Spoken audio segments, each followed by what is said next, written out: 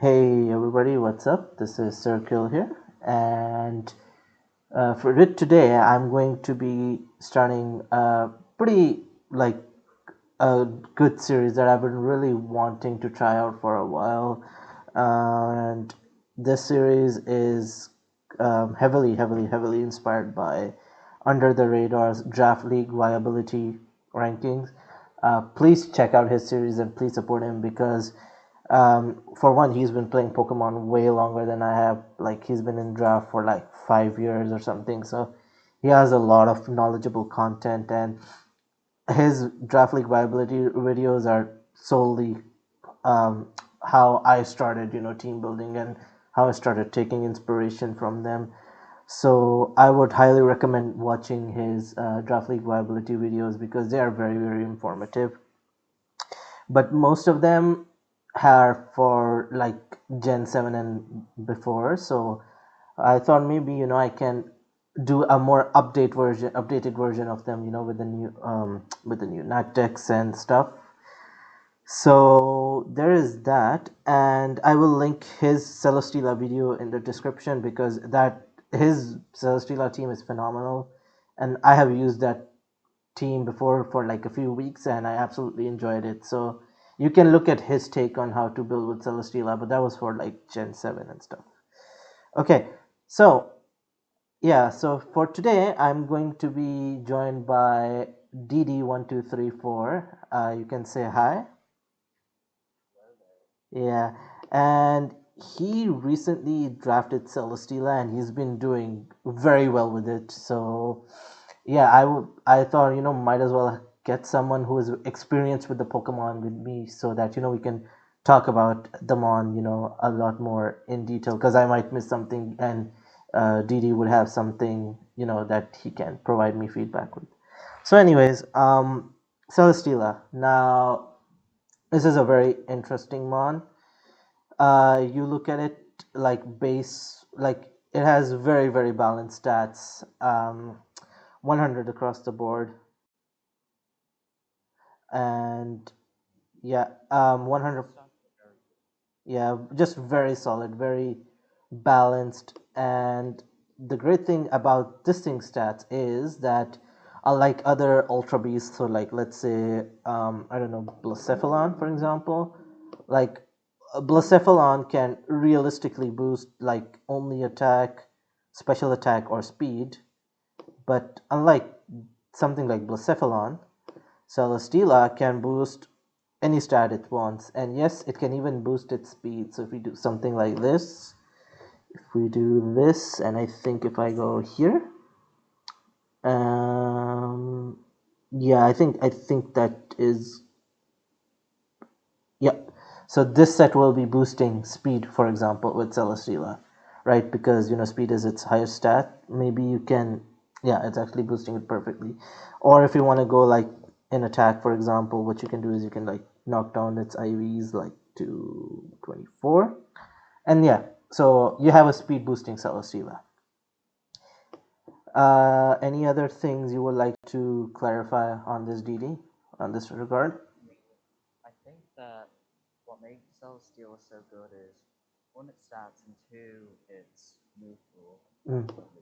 Yeah, yeah, move pool and just the steel flying typing is amazing.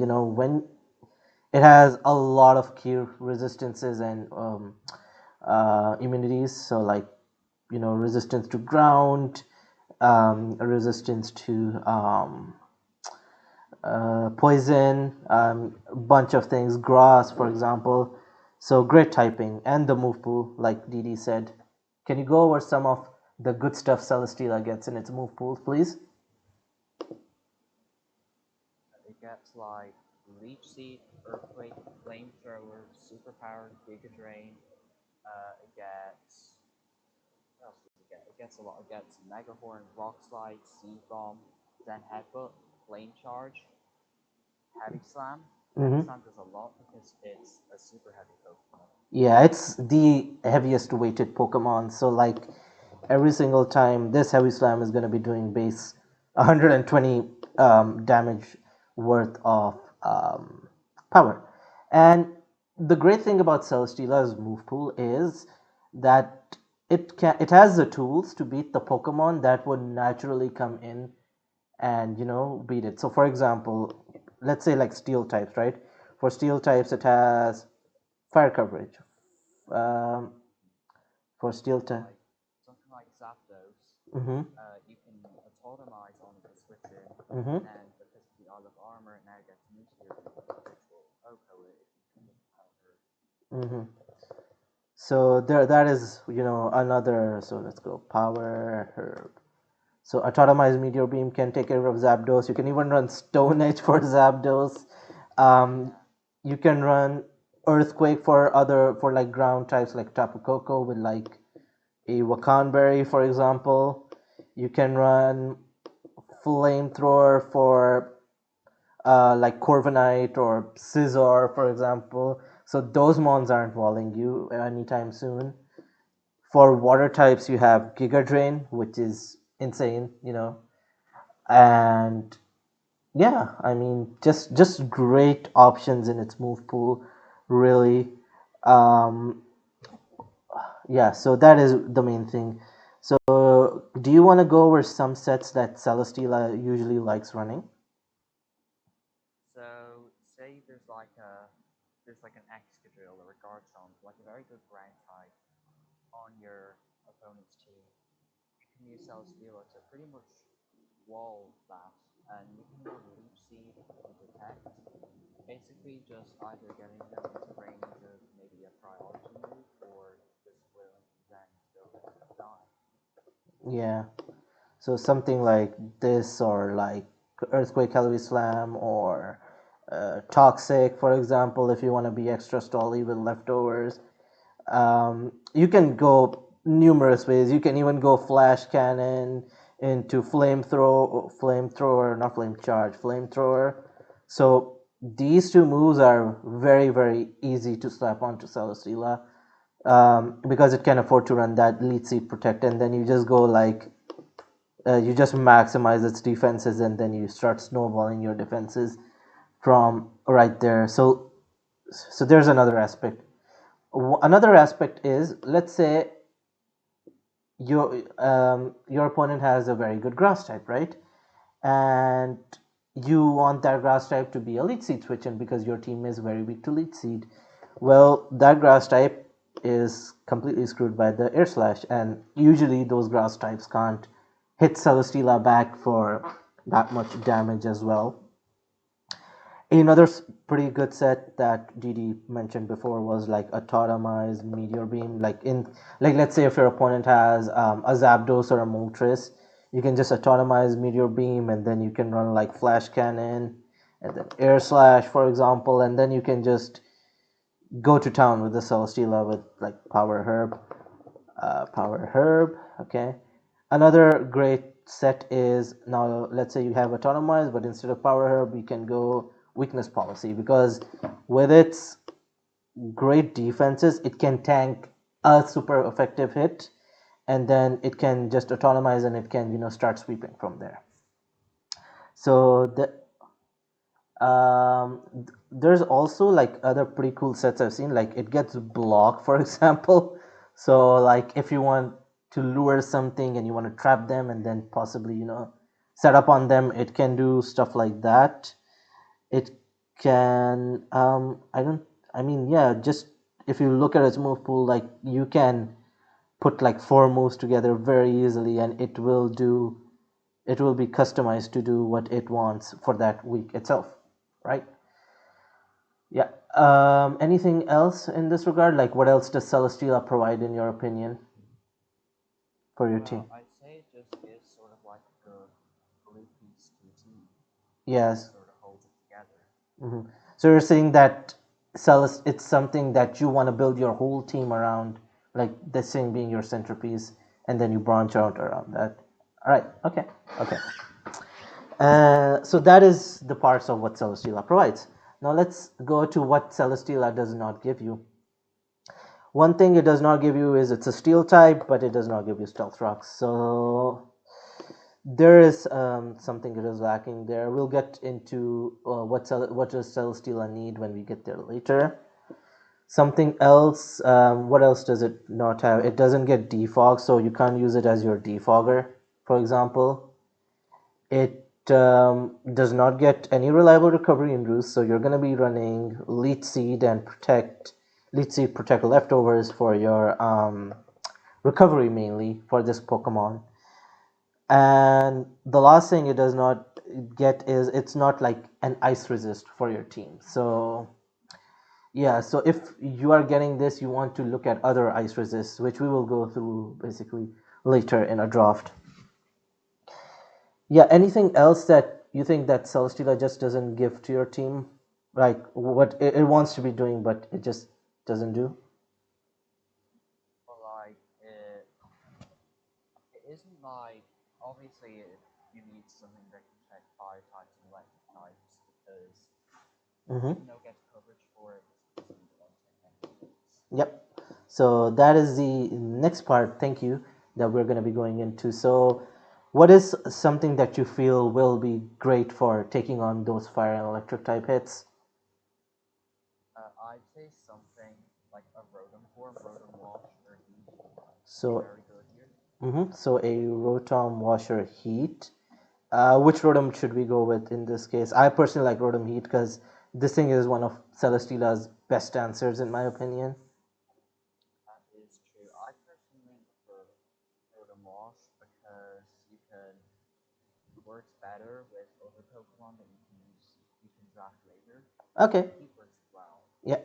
So both of them are just as viable. So let's say like Celesteela is going to be a round one pick, right? You are going to be picking that Celesteela in round one no matter what. So which Rotom form? I think we'll go with Rotom Wash, even though I'm not a fan of Rotom Wash, but I can see the merit what DD is going for. It has Levitate. It can take on the fire hits. It can take on the well. It won't take on the electric hits because it is neutral to electric in that regard. So there is something to note there, but we can fix that later down the line as well. It gets defog that Celesteela does not provide. What else? It can volt switch. It does a lot of great things that Celesteela usually would like other Pokemon to be doing. And also, like it can offensively check ground types, so Celesteela doesn't always have to come in on them. Like I feel that if you want to like make Celesteela like your MVP, you can build around what it's weak to, but also what it's strong against, so that it isn't always forced to check the things that it's strong against. Yeah. So like for example, a Garchomp, right? So like you are not forced to bring like an offensive Celesteela to check that Garchomp.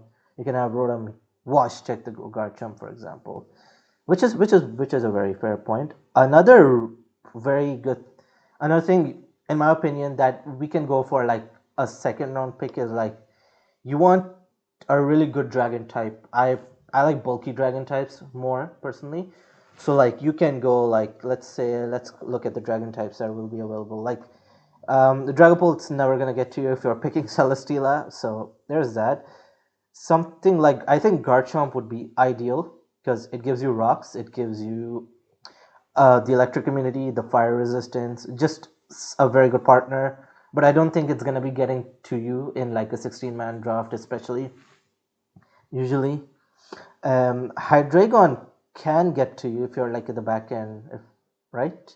Like I think I can confidently get like a Hydreigon in this draft. The Lottie twins are excellent pairs. I've seen Celesteela Latias paired with a lot recently. So those two are fantastic pairs. Should we go with a more defensive dragon or a more offensive dragon in Latios? Because I think both of these are just very good at what they do. So which one do you I feel? mean, I'd say that I'd say that Celesteela does like some bulk, and you for like it's Pokemon that's covering its weaknesses, and you can add more offense later. So I'd say maybe Latias would be better. Yep, Latias is would be better. And again, another levitator, which is great. Now we have, I mean, our ground type is pretty much covered except for like a mold breaker Excadrill, for example. And one thing what this gives Celesteela is Wish Pass. That is insane. Latios does not give you Wish Pass, but Latias gives you an insanely good Wish Passer. This thing can be built offensively as well, like very like 110 special attack is no slouch. I personally like Latias more than Latios, but yeah, again, Dragon Dance and special coverage, physical coverage, trick, reflect type in case you're like facing an Alolan Muck, for example. So just a lot of great coverage that it helps Celesteela with, honestly. Um, so there's that. So we have like I think a very good defensive core between these three, right? Like we are covering its fire and electric weakness pretty darn well, in my opinion. Larias has an ice weakness, which the Rotom is covering pretty well. So we have a good bulky water on our draft as well. Yep, and we have good speed tiers. We have from 61, we have 85, and then we have 110. So speed tiers are looking pretty good as well. Yeah. What else do you think we can pair up with this draft? Well, I'd say something like an offensive fire would be very nice. Okay. So Celesteela doesn't always have to check the grass types and the bug types. Mm-hmm. You'll still able to get something like a Cinderace would be very nice. Okay. So a Cinderace. Blaze. Yep. So Cinderace. I was thinking more so like a defensive fire to help check like the ice types. So Celesteela would not want to check. Yeah, it can work both ways. Like an Arcanine, for example, is a great partner because it gives you Flash Fire, which is like huge for Celesteela in my opinion. Um, yeah, so you can go either way in my humble opinion. Like DD said, you can get an offensive fire. So like Cinderace is great. I think it's hard to get it round 3 in my opinion. So, but if it does get to you, because you want to be prioritizing these three in the first rounds, but if Cinderace does fall to you, 100% get it. It's gonna be unlikely in my opinion. So like, let's say if Cinderace, let's say like if Rotom Wash gets sniped, you can get like Rotom Heat, and then you can like fill it up with like another slot here. So there's that, and it gives you a great speed tier. 119 is a fantastic speed tier. Just core change and U-turn, and just great coverage, and it fills the elite speed tier gap very very nicely in my opinion. Which is some you want. Let's say if Celesteela is like wearing down your opponent's teams with like lead seed, meteor beam, flash cannon, and then you just bring in Cinderace and just clean up the games for in the late game. So I think we're looking at a very good 4 Pokemon core in my like this is a very solid 4 Pokemon starting that we have. So if you're unlike me, and you like more balanced teams rather than top heavy, because I personally prefer top heavy teams, you can start looking at more mid tier picks at this point. So, like we said, a ground type that sets up stealth rocks for Celesteela. One very common one is Seismitoad, but I do not like Seismitoad here because again, that ice weakness is pretty prevalent here, and we can get like other ice resists down the road as well. So one Pokemon I was thinking was Nidoqueen, right? Because like these two are weak to ground, and these three are immune to ground. So the first three are immune to ground. So and then Cinderace helps checks the bulky fire, bulky steels. Nidoqueen also hits the bulky steels pretty hard. Also checks the fairies for the Larias, and it's very strong in that regard. You can also go Nidoking if you want more offense, for example. So like, let's say if you've got Larios, you can go Nidoking, and if you have if you have Larios, you can go Nidoqueen, and if you have Larios, you can go Nidoqueen. Sorry. Oh, I'm messing that up. If you have a Latios, you go Nidoqueen, and if you have a Latias, you get Nidoking. So this is also another pretty good pairing with this team as well. And yeah, like I said, it's giving you Stealth Rocks, it's giving you Toxic Spikes, right? So just more hazards for this team looks pretty solid as well. Um, what what else do you think? What do you think would be a good mega with this core, in your opinion? Good Mega, maybe like Dark type could be nice. A dark mega, okay. So Like if you wanted something low tier, you could go like Absol or something like that. yeah, Absol's Crafty Pangoro is fantastic partner with it. What I else? used Zoroark with it, and it was very nice because if you like to disguise Zoroark as Cinderace, you could like mask put both on the switch into the Pokemon order, then this grass starter, and kill it. Mm-hmm. So yeah, Zoroark is pretty good partner. If you picked Hydreigon at the start, that is phenomenal. That you already got a dark type in that regard. Let's say if you did not go Nidoqueen, one one of I think Celesteela's most annoying partners is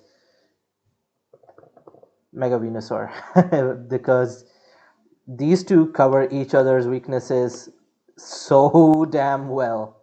Like Mega Venusaur's thick fat is great for like flame for the fire moves that will hit Celesteela, and just a great ice neutrality. Celesteela takes on the psychic types, the flying types. Mega Venusaur hates. So there's another route you can go for. What So let's see what other megas we can put here. So I think something more mid tier for our regard. I think if you get Celesteela, Mega Diancie, those two are a fantastic core too, but that's very unlikely. Hmm. You can also go Celesteela, Mega Camerupt, because Mega Camerupt takes care of Celesteela's answers in fires and electrics, and without what's it called? Without hidden powers, it's a great check to them. Let's. What else can we go for as a mid tier mega? Like a Sceptile could be good as well. Oh yeah, that is true. Like a mega Sceptile, but you have two dragon types there, so you have to watch out for that ice weakness. That is huge. Mega Main again, it's just not that good this gen. Um, Mega Beedrill looks good. Like, but then you have a Nidoqueen, so you can play around with it, and I think you can just get a Mega later on, and or like DD said, you can I'll just put Zoroark, and then you can decide which Mega do you want with the team. So yeah, any other things that you would like to add to this core, like what else this core is helping you out with? I mean, not specifically to this core, but I'd say just get a team that allows Celesteela to not be locked into the same like defensive set every week. Yep. Sometimes that works, sometimes that doesn't work. Yep. So you do not want to be bringing lead seed, protect, heavy slam, I don't know, flamethrower with like max defense every week, because it does it very well in my opinion. Like it's a very good mon at doing that, but the problem is the opponents start getting accustomed to what Celesteela is doing, and they bring the appropriate checks to it. So yeah, exactly like Didi said, just get a good wall core with Celesteela, but at the same time also get good offense as well. So that You could get like a really like say if you have like your Zoroark or your Latias or your Rodent, you say there's a Blissey on your opponent's team, you can also check the top pass out Nutrinet, you can go into Celesteela, you can like superpower the Blissey, they won't be expecting it and just kill it, which would be really nice for the rest of the game. mm-hmm, mm-hmm, agree. So there is that. Any other final closing remarks? I'd say just make sure that you know everything Celesteela can do. Yep.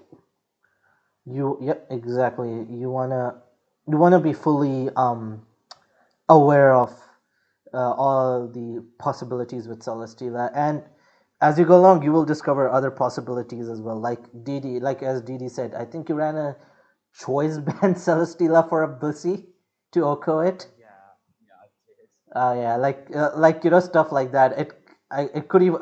Did you run Scarf as well? I think I remember Scarf Yeah, I Celesteela. was going to run Scarf, but my opponent forfeited. Yeah.